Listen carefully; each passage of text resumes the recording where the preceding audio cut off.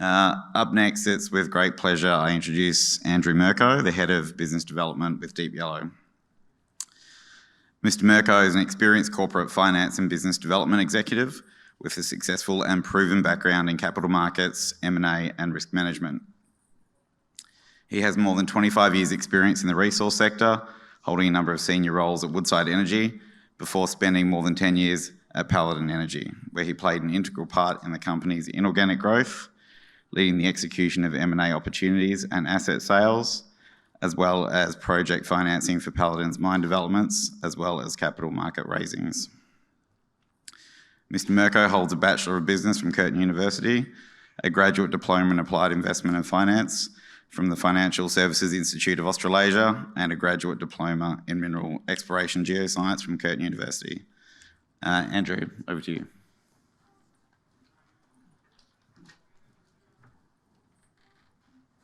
Thank you. So, Andrew Mirko, Head of Business Development at Deep Yellow. Unfortunately, our CEO, John Borshoff, couldn't be here today. He's actually in Namibia attending some important meetings.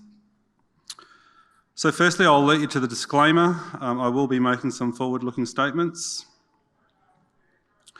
So Deep Yellow began in Namibia back in 2006. Since then, we've grown our resource size at our flagship project, Tumas, in Namibia, and we've also expanded our global footprint into Australia with the recent acquisition of Vimy, all culminating in a company with an increase in global scale. One of the biggest value drivers for Deep Yellow has been our resource size. We now hold the largest uranium resource base of any company listed on the ASX, pure play company. We also have 2 advanced projects in Namibia with Tumas, with a targeted production of 3 million pounds, and Mulga Rock, with a targeted production of 3.5 million pounds in Australia. We're led by a world-class uranium team with huge experience. The majority of the team is ex-Paladin, so they were involved in the development of 2 uranium mines in Africa, namely Langer Heinrich in Namibia and Kayelekera in Malawi. We're led by John Borshoff, our CEO, and Chris Salisbury, our chairman, who is the ex-head of iron ore at Rio Tinto. We have a strong balance sheet, $88 million in cash as at the 30th of June. Our market capitalisation is circa 800 million, positioning the company well to pursue its portfolio of assets as well as pursuing our M&A strategy. We are located in 2 Tier 1 mining jurisdictions, so we have the geographic diversity that off-takers seek as a necessity. We have in Namibia our Tumas project with a DFS targeted to be complete in late calendar year 2022. Adjacent to this is the Omahola deposit with a hugely prospective 50-kilometre zone that we're currently drilling. In Australia, we have the Mulga Rock project. That is a project just northeast of Kalgoorlie. We're currently working on a revised DFS to just work on the optimisation of the base metal recoveries. Just to the north, in Northern Territory, we have the Alligator River project, and the target here is Angularli. I won't blind you with facts and figures on the nuclear sector, but I will just talk about the changing thematic that's currently taking place in the nuclear sector. I think the title says it all, spotlight back on uranium, or back on nuclear, I should say. With the world's push to decarbonise and the pace with which we're moving, I think many governments are struggling to process this. The biggest issue we face at the moment with achieving these emission targets is having the technology to achieve this, certainly not without compromising our baseload power, or more certainly the cost of that electricity. Example of this is obviously in the UK at the moment, with power prices being 10 times that of the average over the last decade. This is being compounded by geopolitical tensions, most of those predominantly emanating out of Russia, underscoring the importance of global energy independence. This puts us in a position where we've got a lot of countries now, and certainly governments now, turning their eye back to nuclear power. There are a number of countries now talking about building new reactors. We've got France looking to build 6 new reactors. We've got the UK recently announcing that they will build 8 new reactors. We've also got a number of countries that are looking to extend the lifeline of their existing reactor fleet. More recently, we've seen the US introduce the Inflation Reduction Act and allocate $30 billion in tax credits to the extension of that nuclear fleet. We've also got countries that are looking to restart their older reactors. The biggest one of those is obviously Japan, and that is a major shift in their policy. They've announced that they're looking to restart 17 idled reactors. Meanwhile, we've also got China in the background building 10 reactors per year, and that's likely to continue for the next 10 to 15 years. This then turns the spotlight back to the perennial problem of supply. The issue there is that we have an industry which has been in structural deficit for the past decade, and we've also been running down those inventories for the past decade. This leads us to the next question: where does that supply come from and at what price? Many uranium developers talk about an incentive price of $65 per pound. I think with the most recent sort of mining inflation, that's closer to 75, and I think we've even heard Cameco talking about an incentive price for new supply being somewhere between $75 and $85 a pound. All this means that we've got a market poised for an increase in the uranium price, and Paladin is Deep Yellow is well positioned to take advantage of that. Before talking about our assets, I want to talk about our most important asset, and that is people. In Namibia, we have 40 people. 75% of that workforce is Namibian. 41% of that workforce is female. We have 6 Namibians in leadership positions. In Australia, through the merger with Vimy, we have 43 people, and of those, 35% of that workforce is female. Now, this is something to really hold on to. Deep Yellow does separate itself from its peers based on this workforce. They have extensive uranium experience. I think what we've seen over the last decade is that with the low uranium price, we've seen a mass exit from the industry, and we've also seen a mass exit or a depletion of skills. This is what places Deep Yellow in a different category to a lot of its peers. A lot of our ex-staff are ex-Paladin who were involved in the building of 2 mines. So they have the skill set across all facets of that, both in the geology, the exploration, the development, the construction, the operation, implementing offtake contracts, and certainly my part back at Paladin was implementing the finance, project financing for those agreements. What has been important is what those 2 teams have done in implementing those CSR projects in both countries. I've listed some of those projects just in the bottom right-hand corner, but there's certainly a lot more projects than that. I won't talk about WA as a mining jurisdiction. I think we're all very familiar with that, but I want to talk about Namibia as a mining province. Namibia is a large, proven uranium province. It hosts some of the largest uranium resources in the world. It hosts a number of projects that are in operation, namely the Rossing project, the Langer project, and the Husab project.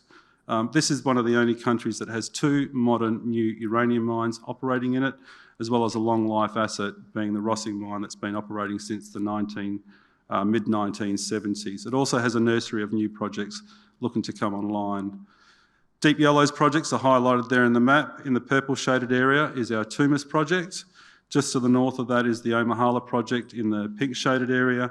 And just to the northwest of that is the Nova joint venture, which is the Barking Gecko target.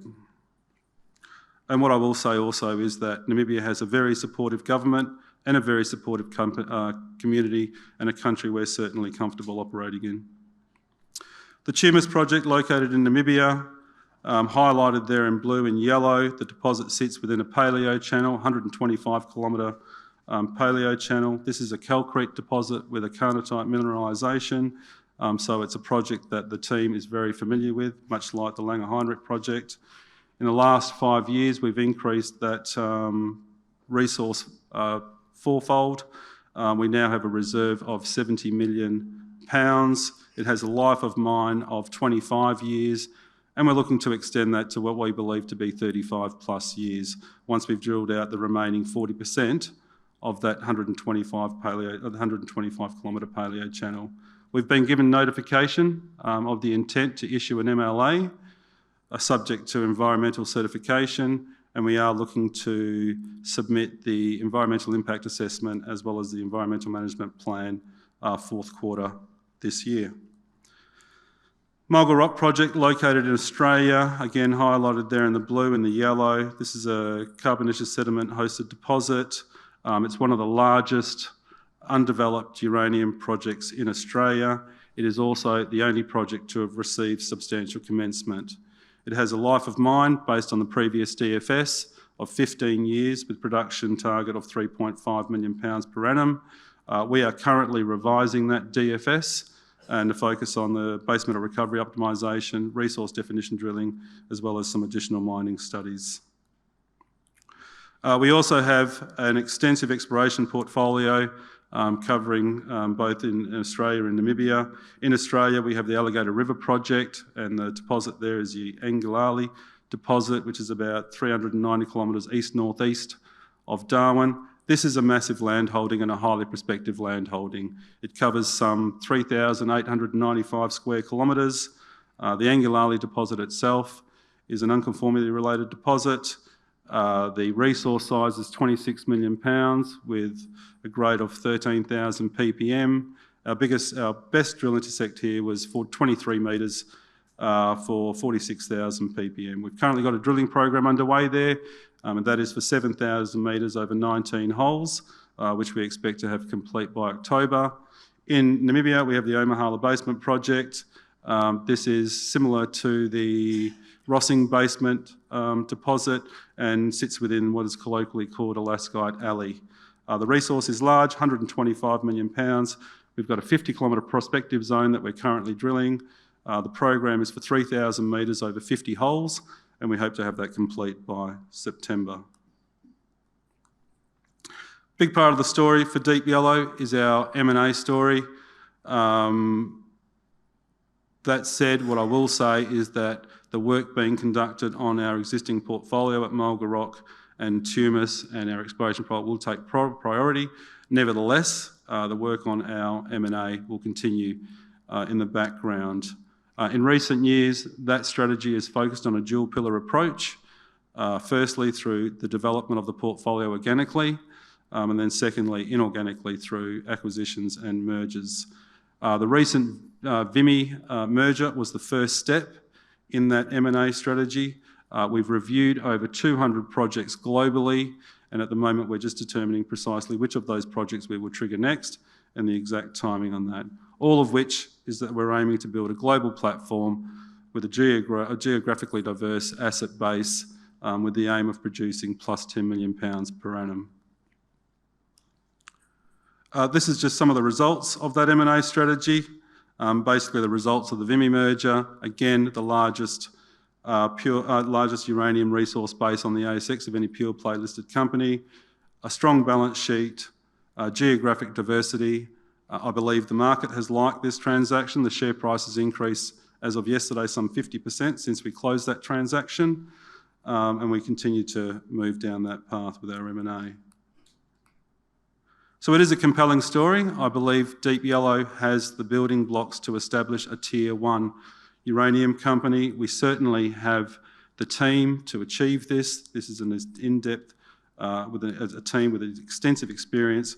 We have 2 advanced projects with a total production targeting 6.5 million pounds. We have an extensive exploration portfolio, able to add a pipeline of projects to be developed in the future. We do have the largest uranium resource base, able to deliver decades of uranium production into the future. All of this with the backdrop of the nuclear sector as it sits at the moment, and the world's recognition of nuclear as a clean baseload energy supplies, all emboldened by the world's insatiable appetite to decarbonise. So with this, what Deep Yellow wants to do and what we aim to do is through that dual pillar strategy is to continue to grow those assets organically, target new assets via M&A and build that platform, a geographic platform able to deliver uranium to the world on a long-term basis. Thank you.